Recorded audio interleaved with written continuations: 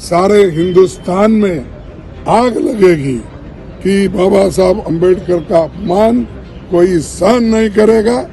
आप लोग अंबेडकर अंबेडकर 100 बार पुकारते हो, उतना ही अगर आप 100 बार भगवान का नाम अगर लेते तो आप 7 बार स्वर्ग में जाते थे।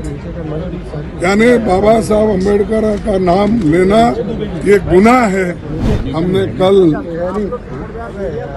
एक कोशिश की कि जब हमारे अमित शाह डिस्कशन कर रहे थे, हमने जब डॉक्टर बाबा साहब अंबेडकर के बारे में बोल रहे थे,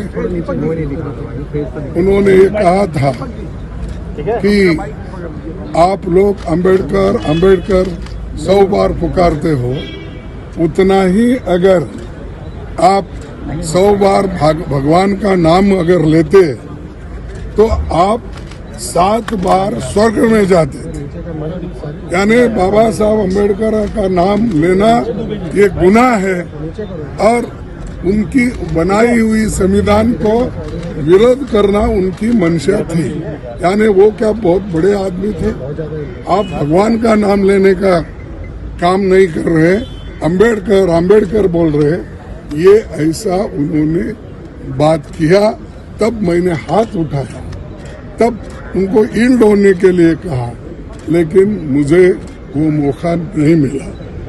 हालांकि उसी वक्त मैं ये उठाकर गड़बड़ करना चाहता था, लेकिन जब पार्लियामेंट चल रही थी तो हम सभी लोग मिलकर इसके लिए जो कोऑपरेट करके डिस्कशन बाबा साहब अम्बेडकर के संविधान पे हो रहा है, तो इसीलिए हम वो उस वक्त खामोश बैठे।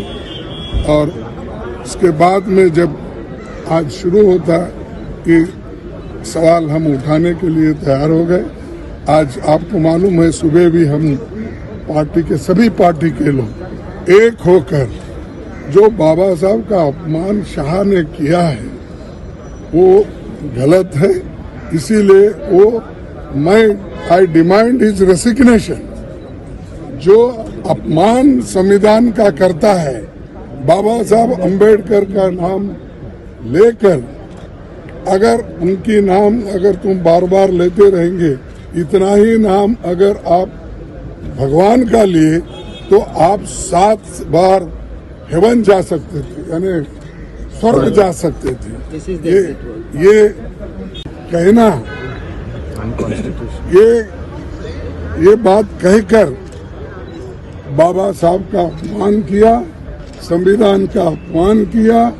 और वो मंशा जो उनके दिमाग में है कि उनकी जो मनुस्मृति की आइडियोलॉजी है वो और आरएसएस की आइडियोलॉजी जो है वो दर्शाता है कि वो खुद वो बाबा साहब अंबेडकर के संविधान को रेस्पेक्ट नहीं देना चाहते हैं। इसीलिए हम वो कंडेम करते हैं और I demand his resignation. We all the parties demand his resignation and he should apologize to the country। और वो अपना काम करना चाहिए उन्होंने।